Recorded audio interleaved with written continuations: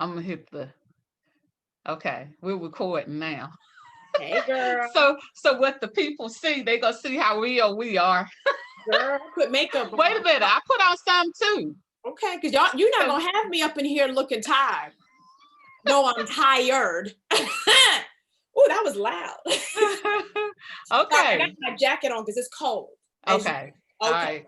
All up in the cake studio. So if we have some time, the people will see you got on your shirt. Yummy. Mimi's Mocha Treats. Mimi from I'm not Mimi's flipping Mocha around. Treats. I'm not flipping around. All right, girl, what's going on? So, as I told you and telling the people out here, one of the reasons that I wanted to start this series is because I wanted to start giving people an insight into that other side. So often people don't understand why we charge what we do. They don't understand that there's a process behind it. And because of the type of vendors that we are, you and I and others that I'm actually going to interview as well, the care and the creative eye and the time and just the everything that goes into the process of what we create. For me, it's parties. For you, it's cakes. So I wanted to do this so that I could give people a snapshot into, what it's like with what we do. So I figured I'd start off with my girl Mimi's Mocha Treats. Wait, let it be known, I am the first. The first. Which is the second most important part of your party outside of booking with Lee. That's all I'm gonna say. Right. So I'm gonna just jump in, start asking some questions, allow you the opportunity to just kind of talk to the people. See, I already know about Mimi's Mocha Treats, but I want you to talk to the people so that they will know. So the first question that I want you to do is just tell us about Mimi's Mocha Treats, as far as, if whatever you want to share, if that's your history, just whatever you want to share with us. All right, so good peoples, my name is Mimi. I am the owner of Mimi's Mocha Treats, and Mimi's Mocha Treats is a custom cake studio that serves the greater Washington, D.C. area. That being said, if you want to fly me out to California, I'll do it. No problem, I'll bring you a cake. But we do focus more so on the East Coast. We'll go as far down as Florida, as far up north as Vermont, as long as it's not in the wintertime. Because we know you hate the winter. Hates the winter, y'all. She stay complaining about it. So I started this cake journey about 11 years ago. I've always been someone who's been in the kitchen, but not really on the baking side. But I used to be a huge reader. Like, I used to go to Barnes and Noble and Borders when the storefronts were still in existence, and they used to give, well, I think it was Barnes and Noble used to give a 33% off coupon that you could sign up for. So me would print like 5 copies, and I would go to the store every day and get a new book. You gotta do what you gotta do, right? Man. So what ended up happening is I came across this book, Hello Cupcake. I was like, had never heard of Cake World. I thought everything was bakery that you got at back in the days, Food Line and Giant. I didn't know this cake decorating world existed. Right. And so I attempted to make, it was so pitiful. Anyways, I attempted to make this one cake for one of my really good childhood friends, and Duncan Hines, no, it may have been Betty Crocker. I think it was Betty Crocker icing. Okay. Oreo cookie. And then a Ziploc bag. And I thought I was piping. I thought I was doing the darn. You thought you were doing something. Girl, you couldn't tell me nothing. All right. And I gave it to her, and it was just like, it sort of kick-started something in me.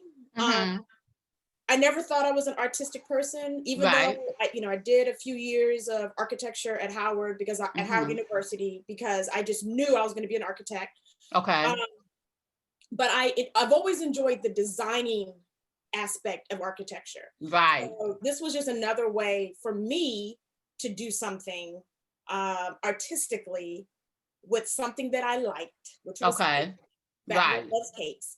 And I really I fell in love with it. Like I became obsessed with it, as you know. Uh, um, I made you an ugly shoe. I still owe you one. Well, remember before the shoe though, you made me the Zetas in the City cake. Oh yeah. Remember That that? was cute. That was cute. Yeah, That was cute. yeah, yeah. No That was, structure involved. There's man. no structure. And wait a minute, y'all. The prices back then, I would love to get a cake now for that, but we know that's not gonna happen. But I've been in it ever since, and I literally eat, breathe, and sleep cake. I see Yes. everything in cake. Yeah. It's also opened the window to different artistic mediums, whether it's sculpting, flower making. I'm obsessed with special effects makeup, even though when I go to a scary movie, I'm still like this. Even I know it's not real, but I'm still like this because that's just how good these artists are. Right. Well, you know, it's so funny because I remember when we would talk about the different things, we'd be somewhere or we'd be talking about something and you would see cake. It just would be, I'd be like, how do you get a cake out of that? But now I'm actually starting to see things for parties and different things. Like now, as I see different things, I'm like, oh, how could I turn that into a party? Or, oh, how could I incorporate that into a party? So I didn't necessarily, I used to think you kind of crazy before, but now I'm like, okay, I see, you know, what she means. So it has been, because I don't know how long this was at the beginning almost when we met of your caking journey. It was almost at the beginning, wasn't it?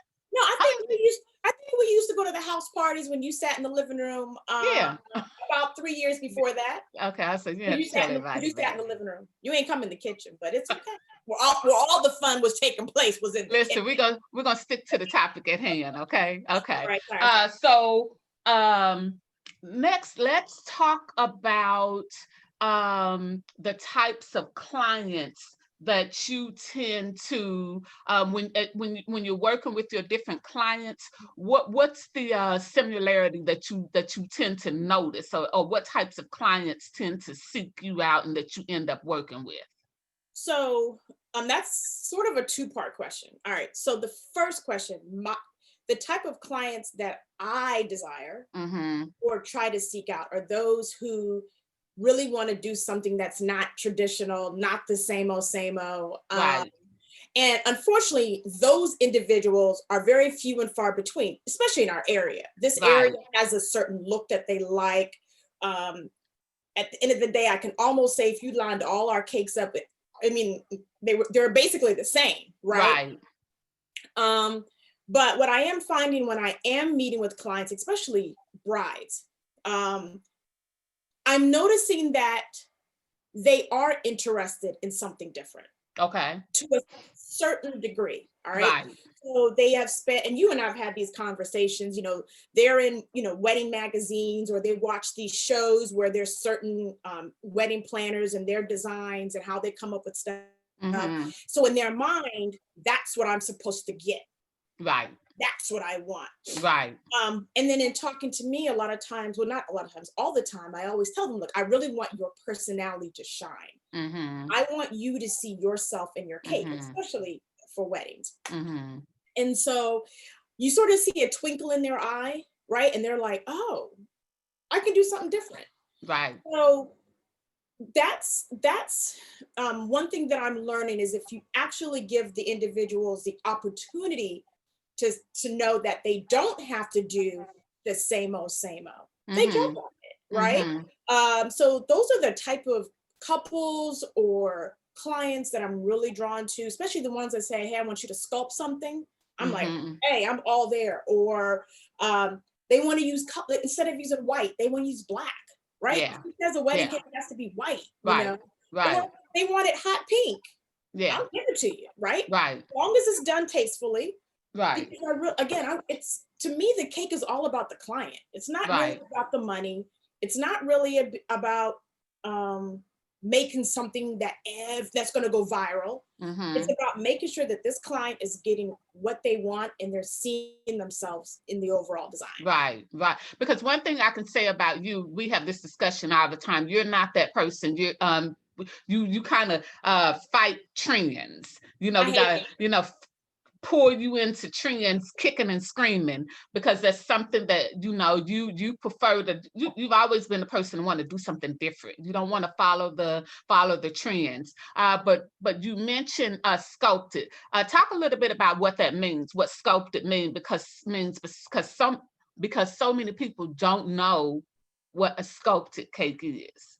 So a sculpted cake would be anything from, if you want your dog if you want me to replicate your dog in cake, right? Mm-hmm. It's not a typical stacked cake like this, right? Yes, right. It's something that has movement. It's something that represents or replicates something else, from a building to a shoe. I'm sorry, excuse me, to shoe. It could be your hands. Just something that's just not a stacked or tiered cake. Right. Okay. Um, Also, too, when you were talking about the kind of clients that you work with, and you talked about brides and asking them, what they want the cake to, represent, and what types of things.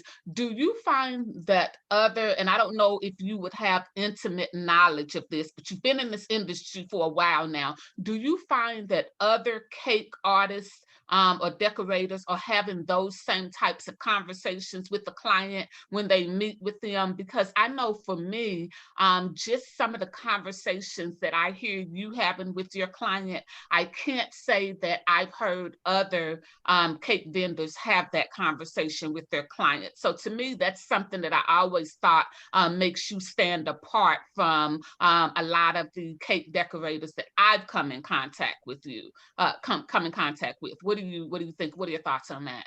So I don't think other cakers, as I call them, I don't think they're not doing it. I think it's just they do it differently. Okay. So there are certain cake decorators or cake artists that have a set style, right? Yeah. You can see it in all their photos. It's in the day, it's not, to me, I always tell you it's the same look, right? You just change the ruffle here, change the color there. And for some brides and grooms or just overall clients, they're drawn to that, right? So Mm-hmm. I don't know how much conversation takes place between them. I don't know if it's a situation where they say, well, I like this and this and this, and then the caker just creates it. So I don't know. I can't speak for others. What I Mm-hmm. will say for me is one of the things that I just had this one client and I've given them homework. So it's a bride and groom, Mm. and I'm meeting with them next Saturday. And so what I tell the clients to do is I want each person to do their own research on cakes. Okay. They cannot share it with each other, right? Mm. And they're to Okay. send me 3 to 5 images of cakes that they like. And then what I want them to do is tell me the pros and cons of the cakes. What I have learned, and I've been doing this for 11 years, is that most couples, especially brides and grooms, or brides and brides, grooms and grooms, whatever Right. way, Right. um, they they never truly like an entire cake. Okay. When they send me images, they don't like the whole thing. They like Right. elements of the cake. Right. And so I want to target their likes and pay attention to their dislikes, right? Mm. So what ends up happening is the couples, they send me their emails separately, Mm-hmm. and I tell them, don't share it with each other. If y'all Right. share passwords, change the password. I don't care. Just I don't want this one looking at this one's, because I don't want their likes to influence each other. Okay. I want to learn how they think, and it Okay. also helps me understand how far I can push it with them. Okay. Right? So I'll give you an example. And you and I've had conversations about this client I had a few years ago. Cutest couple ever, right? Okay. They both had an IT background. Do you remember this one? Mm-hmm. Mm-hmm. Okay. So I had the planner on the call with the Right. couple. And the couple, they met through the IT field. They were quirky. They were sort of geeky. And those are not Mm-hmm. negative terms, because I call myself quirky and geeky in a heartbeat, right? Right. I'm over here in my Right. C3PO glasses. Right. You didn't think I Yeah. was going to shout that out, right? So, anyways, in talking to the couple, I always ask, is there anything that you want added to the cake that's going to stand out, that represents the two of you, that, let's say, if anybody else saw the cake, they will go, yep, that's them. Right. And their eyes got big and they were super excited, right? And they were like, oh, can you create a topper where I'm a cell phone and I'm a computer, I don't know, whatever. And as they're telling me this, and now I'm seeing their personality shine, right? The planner is like, we didn't discuss this. And so I could sort of see the joy coming out of them. So I said, okay, whoa, let's just change it up. Give me a little bit of insight about the IT technology world, blah, blah, blah. What we ended up doing is kept it very clean, very classic cake, but I had a custom made stencil of a motherboard created. So what I ended up doing is like on the tallest tier, I stenciled it on the cake. And then I took like gold and pearl dragées, which are these edible round candies, sort of like to accent it. And then, and I'm gonna totally mess it up for all you IT people, please, I'm not trying to be disrespectful, but I cannot pronounce this word. I think it's called the ASCII code or ACCIA code. So basically in a computer, each letter is created from a series of zeros and ones. So let's say for the letter M, it may be 011100, right? Okay. All right. So we got an ASCII code stencil made of them, of their last name and the date of their wedding. And put that around the cake. So it still represented them without being what would be considered loud, but it was them. And they said they loved it because people who knew them knew when they saw that was their wedding cake. Right. So that's what I try to bring out of my clients. Right. Okay. That was a mouthful, wasn't it? I told you it was. That's okay. That's what people need to know. That's what I want people to know. Because again, like I said, I want to get into what each person's process is, and I want people to understand that when you call Mimi's Mocha Treats, it's not like because I know you know this. We've discussed this before. Somebody want to try to call you 2 nights to say, can I get a cake on Saturday and it's Thursday, and the cake that they want, and it's like because people literally have no idea on what is involved. You gave this couple homework for next Saturday. You see what I'm saying? So, there's just no room for, at least not with you. Maybe with somebody else, they can whip up something. But I think that's important for people to know. Yeah. So the next thing that I really want to talk about, and I'll admit you and I have had conversations about this, and one of the reasons that I wanted to do this, another reason was to talk about that taboo subject of price. Let's get into it. Let's get into it.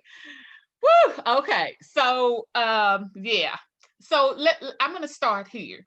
What do you? I'm not going to say what do you think. We don't want to know what you think when people say, "Oh, well, that's just too expensive." But what do you say to them when you hear that? You say what? Okay.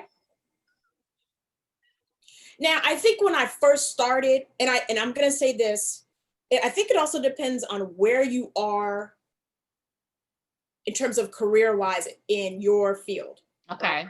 So someone, a newbie caker, let's back up. You even said it yourself. The prices that you got 11 years ago, you can't get now. And I think that pricing, we start to price correctly when we become, especially women, when we become more confident in what we're doing.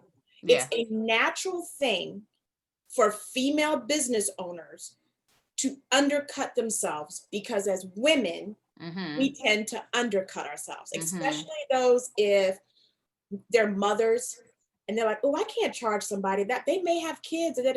Okay, that's fine. That's your choice. And I got to a point one day where I was like, this is ridiculous. I'm literally basically paying you to buy cake from me. Right.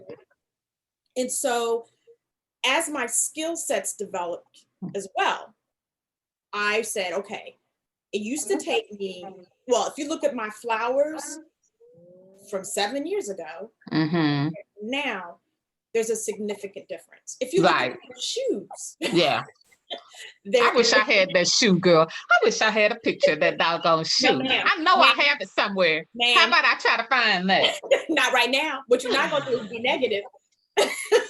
And that, I mean, I'm not knocking. I was a newbie. I didn't know what you were a newbie, but I was trying, right? Yes. And so I think that again, I no longer get offended when a client says you're too expensive. Okay.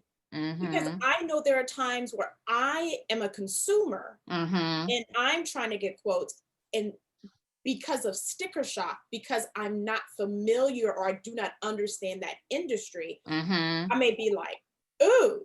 Yeah. But when you sit back and think about it, it's like, okay, well, everything that they have to do, even if you compare, if we were to compare it to what we do, their pricing is their pricing. Yeah. And you either go with it or don't. Yeah. And I think so often you and I have had this conversation a lot as well. I don't necessarily get into how long it took someone to do something or what because I think you hit the nail on the head. Their pricing is their pricing. And I think that we get into a very dangerous territory when we start trying to tell someone how to price their worth, because that's really what it's about. And I always think about when you go to your job, you know what I mean? And your job's paying you $50 an hour, whatever they're paying you. You don't want anyone coming there question and say, well, what are you paying them $50 an hour for? Because they're not doing it. You know, I'm about to say a curse word, but they're not doing shit. 100. Right. You know what I'm saying? So the thing is and just to be 100% blunt, don't come over here questioning what I do or what I charge, because like you said, it's not for everybody. It's really not for everybody. But since I mentioned time, tell me on an average from start to finish, and I mean from the moment that customer talks to you to the time you deliver that cake into their hands, how many hours would you say that it takes? Wow. That means cleaning up my space too. That means everything that comes with it. Because see, that's stuff like that. Yeah, cleaning up your space that people don't even think about. We don't talk about that. Geez, that's a loaded question. Can I think about that? I mean, it's a lot of time. Think about it. Yeah. I mean, even if I think about a flower, let's just say it's me making a rose. I mean, just making one rose or like 2 or 3 roses may take me 2 or 3 hours. Yes. And it's because those flowers are handmade. Those flowers are handmade. And I'm a little cuckoo for Cocoa Puffs because I want it to be correct. Yeah. I would, and I want it to look. Listen, if you're a huge baker, if you own a bakery, right? If you own a bakery that does production work, it's going to be different, right? Yeah. So if you go to a Cakes Plus or any of these other ones, 9 times out of 10, they don't have their staff members making flowers. Right. They're going to order box flowers, which are thicker. Yeah. They don't have as much fluidity. They look like almost to you could compare it to what silk flowers look like to real flowers, right? You can add color, you can jazz it up, and listen, because they got to get the cake out, right? They don't want to spend a whole bunch of time. They got one person who bakes, one person who crumb coats and ices it, another person who decorates, and someone else who does the accent work, right? So that bakery may take 5 hours because they're producing in large amounts, right? Here, I'm meeting with you individually, okay? I'm doing research.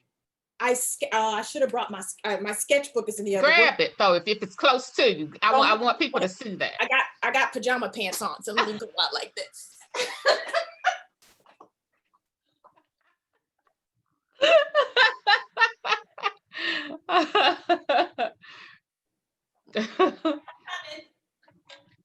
Like I said, we keeping it 100 over here on how we really do. I actually have on jeans though. I don't have on pajama pants, but hey, I do some of my work meetings with some pajama pants on. I'm not even gonna sit here and lie. man. So I think but everybody who's working from home is doing it. Right, exactly. So I'll give you an example. So I only do sketches for weddings and I don't know I want to say this without being rude to anybody. If you're spending some good money, you get a sketch. You get a sketch. What's good money? Is it safe to ask that? Or we get? I'm not putting that out there. Okay. Here's an example of this is what I end up doing. Yes. So I'm sketching it. I'm doing everything, right? Yeah. And then I'm meeting with you. Then you tell me, I tell people, your design isn't final. Let's talk about this. So then I do one more sketch. You get another final sketch. Creating your invoices, okay? Buying the supplies. And can I say something? Well, I always tease you, y'all. When I say this woman here, she get the good stuff. Look, I'm so picky. Y'all see this big old jar up here? That's just one of my vanilla extract batches. That you would not let me have any of. She has jars and jars and jars of it, and would not let me have a drop, y'all. Those are just some of them. Oh, that's just some, because there's some down in the cabinet. Oh, they're down here. I can't show you. You moved them? Okay, yeah. See, I don't know if you can see. Oh, them. yeah. So I make all of my stuff from scratch. I want my stuff to taste good. Right? And if it has an aftertaste or it tastes weird to me, I'm not gonna do it. But yeah, I'll bake your cakes, and then I've got to, depending on the florals, if I have to do florals or if I have to do toppers, or if you have to sculpt. If I have to sculpt, and then I'm delivering it, right? It's a lot of work. It's a lot of work, and so I may be on the pricier side, right? But at the end of the day, you're gonna get quality. I'm not gonna skimp on anything if I have to work all night long to make sure I get it right. And that is one thing I do put in my contracts, that I reserve the right to make any necessary changes I see fit if I feel as though, and I'm not, these aren't my words verbatim, but if I feel as though when I'm putting it together, I'm like, yeah, I don't really like that. Like to me, it's not giving the client what they want. I need to make changes. I'll sacrifice my time. You do that. Yeah. You know me. You know I'm the same way. Right. How many times I sacrifice time and money if I get down and I'm not feeling it. You know, I'm just not feeling it. And so I will then do whatever. I'm saying something up here at the top. Anyway, I'll do whatever I need to do to get that vision right where I think that vision needs to be. If that means sacrificing time or pulling some money out of my pocket. And that's the thing that I think vendors like you and I do that people don't even know about. They don't even understand. But you said something that I was just getting ready Can I say this one thing? I think that's what you and I do, this is one thing I think you and I do. And it took me a few weeks ago to formulate this in my head and say, no, this is what I'm doing. Right. My goal is to form relationships with clients. I want to have a long-standing relationship with my clients. I'm not focusing on just the cake orders. Yes. I'm focusing on the relationships. I have clients who have become friends and they order for me. They don't, I got one, she tries me. She'll be like, oh, I need it next week. I'd be like, you know the Right, you tried it. Oh. And then she'll say something like, can I just send you a calendar of all my birthdays? And I'm like, go ahead. Right. And then that's fine.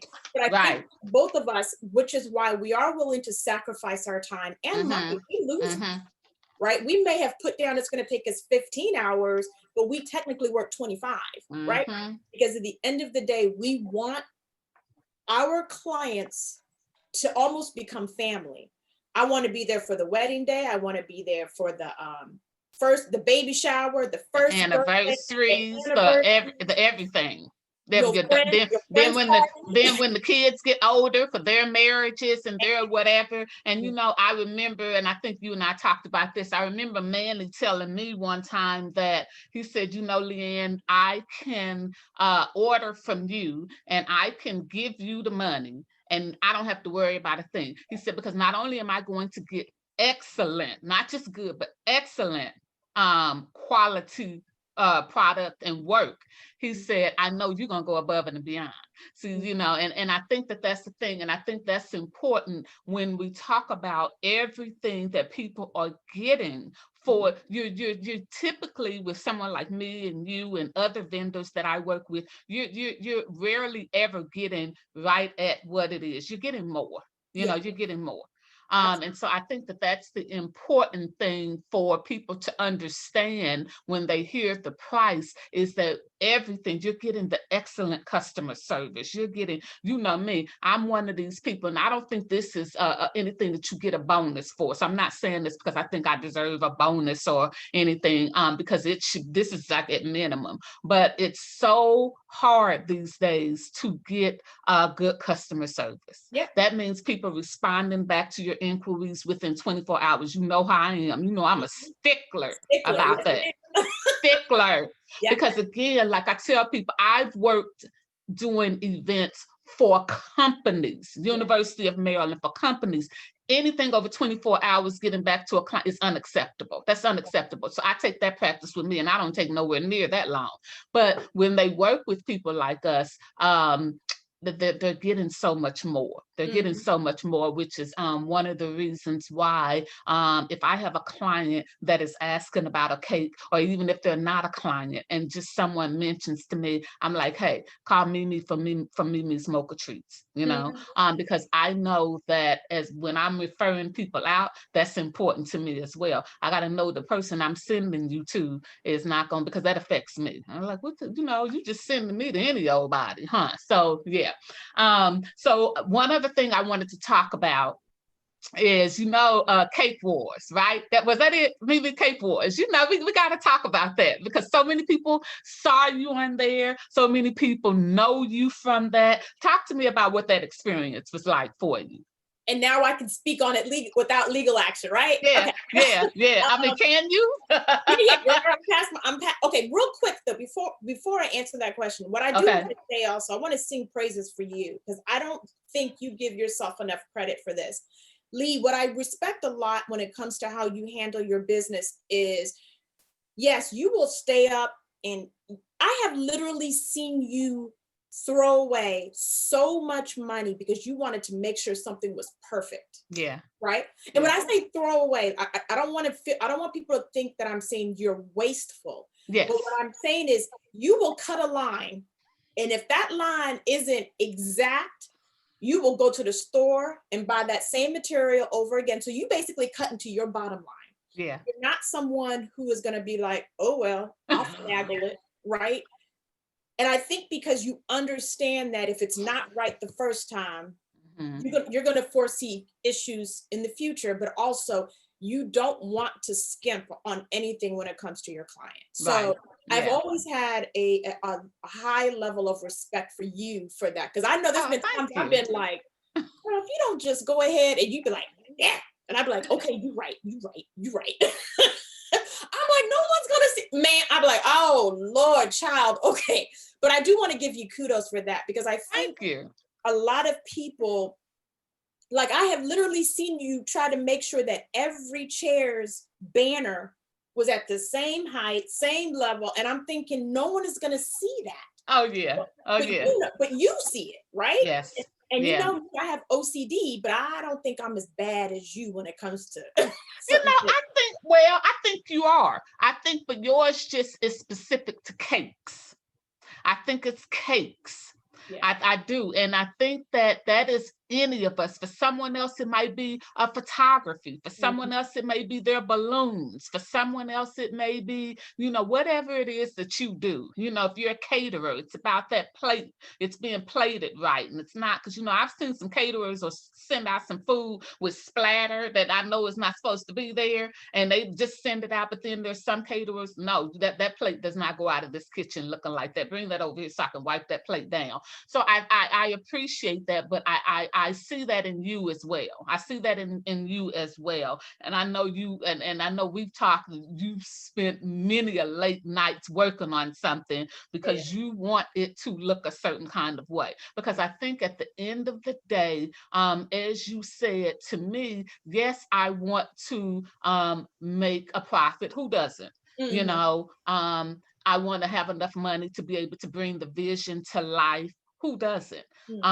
But that is not why we do what we do. We do what we do because of our passion for what we do and because of what we want to deliver, which is why we do things like cut into our bottom line, cut into our profit, and do things like that, because we're not putting anything out that is not a reflection of exactly what it is we want our client to have, which is, I know they say you can't be perfect, but we strive to get as close to it as possible. Do I see things like, oh, I wish I had done that differently, and I wish I had done that, yeah, who doesn't? You know what I mean? Every now and again, you'd be like, I nailed it, But yeah, so anyway, but I appreciate that. I thank you for that.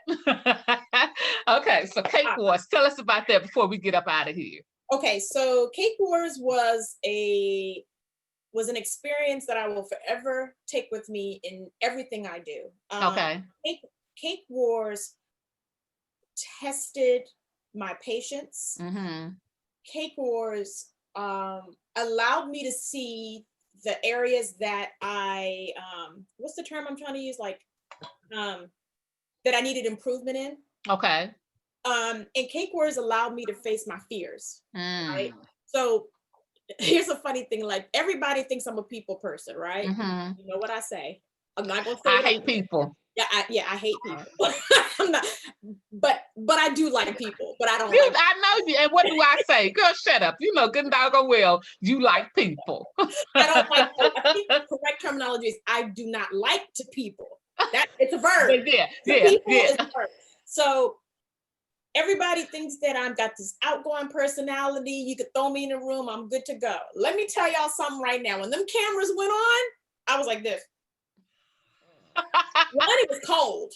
I swear it was like Antarctica in the studio, but I literally was frozen. And I have a fear of talking in front of people, right? If I have to stand in front of anybody or a large group, Now, if everybody is doing, oh, girl, I've taken speech classes when I was in college. I've tried everything. I just have this phobia of when the attention is on me. Wow. So the funny thing is, there was a couple of times that the host, he literally would come out right before they started filming, and he would see me freezing up, and he was dancing with me. He was trying to loosen me up, and I was just like, like. But and when you saw the filming, you didn't realize I really was scared. Right.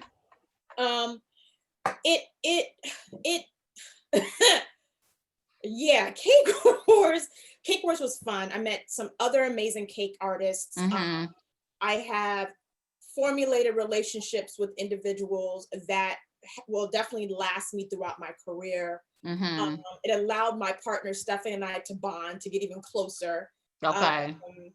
It really is, anytime you do.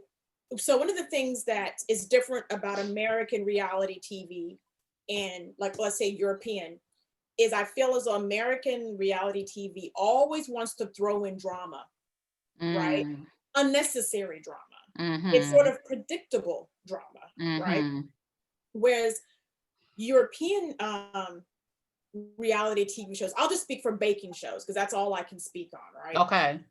They focus on the actual craft, right? And if you do an oopsie, you did an oopsie because you did an oopsie, not because they said, let's make this an oopsie. Right? So, it was, I can't knock it.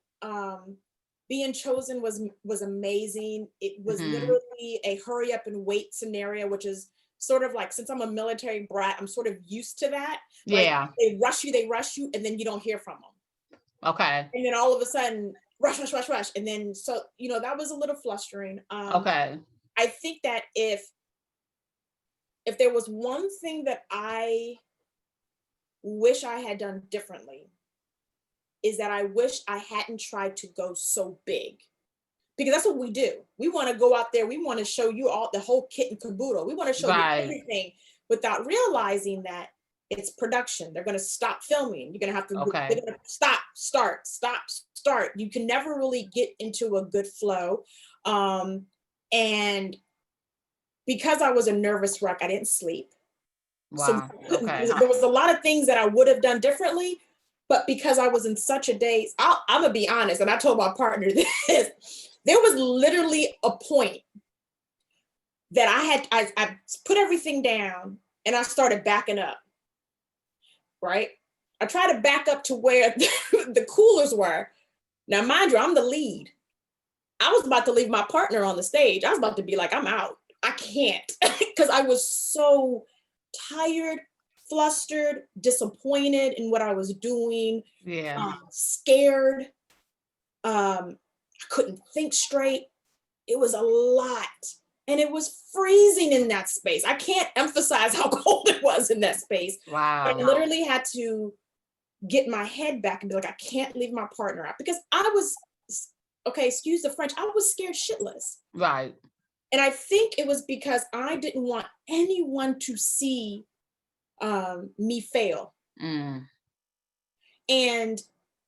because I had seen previous cake shows where they literally I was embarrassed for the cakers. I was like, I can't believe they left that in there, because it's messing with your bread and butter, right? If a client sees you on this show, a potential client sees you and sees that you fail, they're going to be like, well, why should I hire her? Right. So first round, we nailed it, right?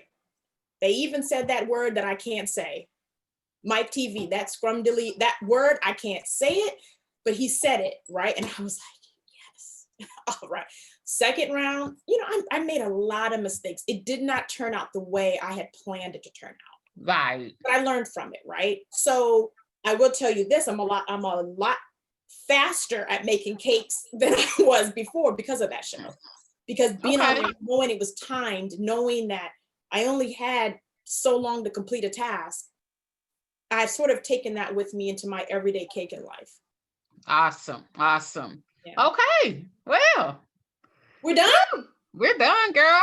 I can take anything else you want to share? We're still recording. That's okay. I'm just letting y'all know.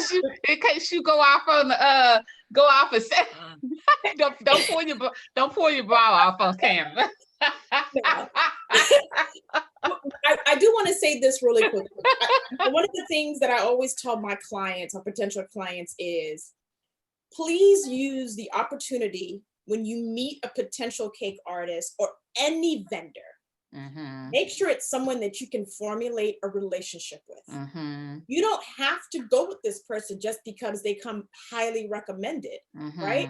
You may choose someone that has received no kudos and they knock it out the box, but y'all vibe. Right. And I think that's the big thing, is like, I tell my clients, especially my brides and grooms or whatever, and I say, our video consultation call is my opportunity to interview you and vice versa. Right. And at the end of the call, I always say, so let me know how you feel. If you don't want to move forward, cool.